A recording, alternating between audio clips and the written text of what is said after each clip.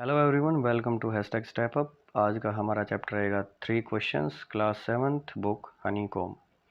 चलिए स्टार्ट करते हैं। एक राजा के मन में विचार आते हैं कि अगर वो 3 क्वेश्चंस के आंसर जान ले तो कभी फेल नहीं हो सकता।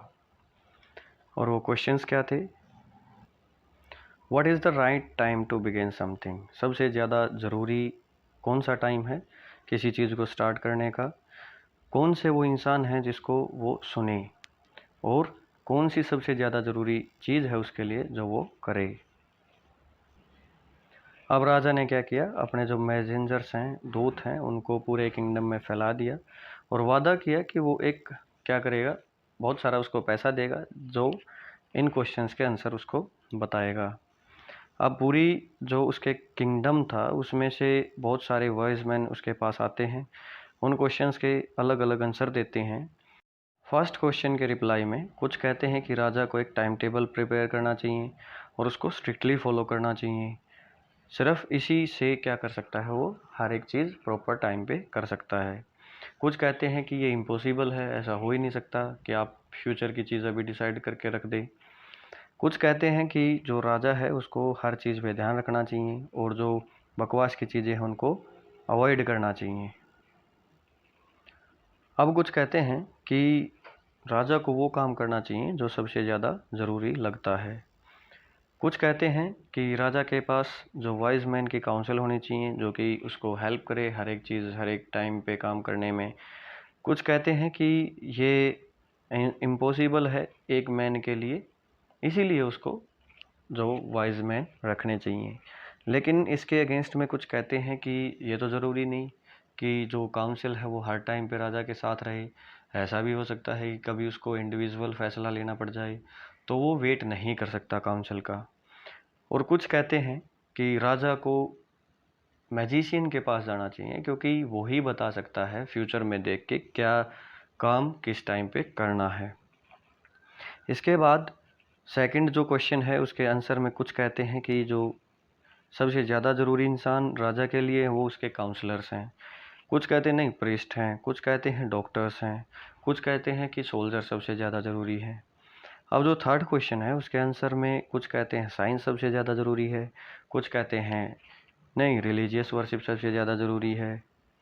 अब जो राजा है वो किसी को कोई रिवार्ड नहीं देता है क्योंकि उसके आंसर से वो सेटिस्फाइड नहीं है।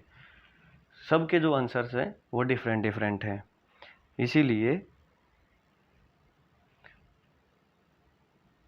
अब राजा क्या करता है कि वो डिसाइड करता है वो हरमित से जाके मिलेगा। हरमित जो कि फॉरेस्ट में रहता है, लेकिन उसकी एक कंडीशन है, वो सिर्फ सिंपल लोगों से ही मिलता है। और राजा क्या करता है, ऑर्डिनरी क्लोथ्स पहन लेता है। और जब वो हरमित की हट से पहले पहुंचता है, सामने जाता है, तो वहाँ से क्या करता है, अपने जो हॉर्स है और जो बॉडीगार्ड्स हैं उनको दूर छोड़ देता है। इसके बाद जब राजा हरमित की हट के पास आता है, वो देखता है कि जो हरमित है वो खुदाई कर रहा है अपनी हट के सामने। हरमित राजा को ग्रीट करता है और खुदाई कंटिन्यू रखता है। राजा देखता है कि जो हरमित है वो है बूढ़ा और कमज़ोर है और काम करने की वजह से उसकी सांसें भी ज़ोर ज़ोर से चल रही हैं।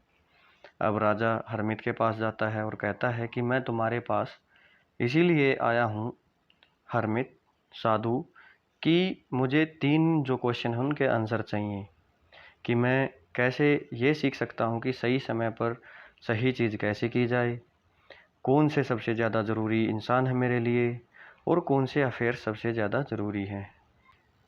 जब राजा 2 बेड जो है उनकी खुदाई कर चुका था वो रुका, फिर उसने अपने क्वेश्चंस को रिपीट किया, लेकिन हरमित ने फिर भी क्या किया, कोई आंसर नहीं दिया। अब वो उठा और स्पैड को लेने लगा, लेकिन जो राजा है उसने स्पैड नहीं दिया और वो खुदाई करता रहा। एक जो आर है वो गया, उसके बाद दूसरा। अब क्या था, जो सन है वो ट्रीज़ के पीछे चला गया था, मीन्स छिपने को हो रहा था। लेकिन जो राजा है वो अपना काम कंटिन्यू रखता है। इन द एंड क्या करता है, वो स्पैड को ग्राउंड पे फेंक के मारता है और कहता है कि मैं तुम्हारे पास अपने जो क्वेश्चन है उनके आंसर्स के लिए आया था, बुद्धिमान व्यक्ति, लेकिन आप मुझे कोई भी आंसर नहीं दे रहे हैं। अगर आपको नहीं बताना है तो बता दीजिए, मैं घर चला जाऊंगा। और here comes someone running, Harmeet कहता है कोई इधर आ रहा है। अब राजा घूमता है और देखता है एक बियर्ड मैन उसकी तरफ भागे हुए आ रहा है, जिसके जो हैंड्स हैं वो उसके स्टमक के पे क्या हैं, प्रेस किए हुए है, उसमें से खून आ रहा है। अब वो राजा के पास पहुंचने के बाद ग्राउंड पे गिर जाता है। अब राजा और हरमित दोनों मिलके उसके क्लॉथ रिमूव करते हैं और उनको वहाँ पे एक घाव मिला। अब राजा क्या करता है, अब राजा बार बार क्या कर रहा है, अपने जो हैंडकरचीफ है उससे साफ कर रहा है, लेकिन खून नहीं रुक रहा है। और राजा रीट्रेस तब तक करता रहा जब तक खून रुक नहीं गया। अब जो मैन है वो थोड़ा सा अच्छा महसूस करता है और पूछता है कुछ पीने के लिए। इसके बाद जो राजा है वो उसके लिए क्या लेके आता है, फ्रेश वाटर लेके आता है, उसको देता है। इस समय तक जो सन है वो बिल्कुल छिप चुका है और जो एयर है वो भी ठंडी हो चुकी है। अब जो राजा और हरमित दोनों जो वाउंडेड मैन है उसको कहाँ लेके जाते हैं, हट में, और वहाँ पे बेड पे लेटा देते हैं। इसके बाद जो मैन है, बियर्ड मैन है, वो अपनी आइज़ क्लोज कर लेता है और चुपचाप लेटा रहता है। अब पूरे दिन राजा काम करके थक चुका होता है, वो फ्लोर पे ही क्या जाता है, लेट जाता है और उसको नींद आ जाती है। लेकिन जब वो उठता है तो उसको कुछ समय के बाद याद आता है कि वो कहाँ पे है। राजा जब उठता है तो जो बियर्ड मैन है वो उसको देख लेता है और उससे क्षमा मांगता है। अब राजा कहता है जब मैं आपको जानता ही नहीं तो किस चीज़ के लिए माफ़ करूँ तुम्हें। अब जो बियर्ड मैन है वो कहता है आप मुझे नहीं जानते, लेकिन मैं आपको अच्छे से जानता हूँ। मैं तुम्हारा दुश्मन हूँ जिसने कसम खाई है तुम्हें मारने की, क्योंकि तुमने मेरे जो भाई को क्या कर दिया था, मार दिया था और उसकी प्रॉपर्टी को सीज कर लिया था। और मुझे पता था कि तुम फॉरेस्ट के अंदर हरमित से मिलने के लिए आ रहे हो, तभी मैंने प्लान बनाया था तुम्हें मारने का जब तुम यहाँ से वापस घर जाओगे। लेकिन पूरा दिन बीत गया, तुम वापस नहीं आए। इसीलिए मैंने क्या किया, मैंने जो अपना हाइडिंग प्लेस था वो छोड़ दिया और आपके जो बॉडीगार्ड हैं उन्होंने मेरे को देख लिया। मैं जब वहाँ से भागा तो उन्होंने मेरे को क्या किया, इंजर्ड कर दिया।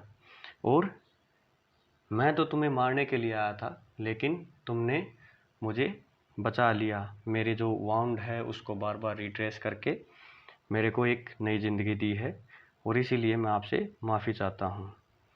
अब जो किंग है वो इस चीज़ को लेके बहुत खुश होता है, क्योंकि इतना ईज़िली उसने अपने दुश्मन के साथ क्या कर लिया था, टाई अप कर लिया था और उसको जीत भी लिया था एज ए फ्रेंड। क्योंकि अब जो बियर्ड मैन था वो उसका क्या बन गया था, दोस्त। और उसने ना उसको केवल माफ़ किया बल्कि अपने सर्वेंट्स भी भेजे, अपना खुद का डॉक्टर उसको भेजा और उसको वादा भी किया कि जो उसकी प्रॉपर्टी है वो उसको वापस दे देगा। अब वाउंडेड मैन को छोड़कर राजा बाहर जाता है और देखता है कि जो हरमित है वो अपने घुटनों के बल क्या बोल रहा है, सीड्स शोइंग कर रहा है, बोने लग रहा है। ठीक है, जो उसने पिछले दिन खुदाई की थी उन गड्ढों में। अब फिर राजा उससे रिक्वेस्ट करता है कि मैं आखिरी बार आपसे रिक्वेस्ट करता हूँ कि मेरे जो क्वेश्चंस हैं उनका आंसर दीजिए। अब जो हरमित है वो कहता है कि तुम्हें आंसर मिल चुका है। अब राजा कहता है कि आपका क्या मतलब, मेरे को आंसर मिल चुका है। अब वो कहता है देखिए, अगर तुम मेरी वीकनेस के ऊपर दया नहीं दिखाते कल, तो तुम यहाँ पे बेड नहीं खोदते मेरे लिए, और अगर तुम बेड नहीं खोदते तो तुम वापस जा चुके होते। अगर वापस गए होते तो इस व्यक्ति ने तुम पे अटैक किया होता। तुमने यहाँ रहने का फैसला किया तो मोस्ट इम्पोर्टेंट टाइम वो था तुम्हारे लिए जब तुम बेड की खुदाई कर रहे थे, और तुम्हारे लिए सबसे ज़्यादा ज़रूरी मैन मैं था, और मेरा सही करना तुम्हारा मोस्ट इम्पोर्टेंट बिजनेस था। इसके बाद जब ये व्यक्ति हमारी तरफ दौड़ते हुए आया था तो जो सबसे ज़्यादा ज़रूरी टाइम था वो ये था कि तुम इसकी क्या कर रहे थे, मदद कर रहे थे।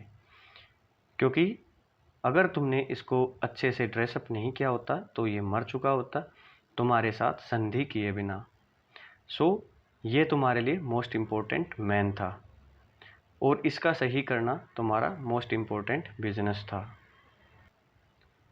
याद रखो, तुम्हारे लिए या किसी के लिए भी जो सबसे ज़्यादा ज़रूरी टाइम होता है वो होता है नाउ, अभी।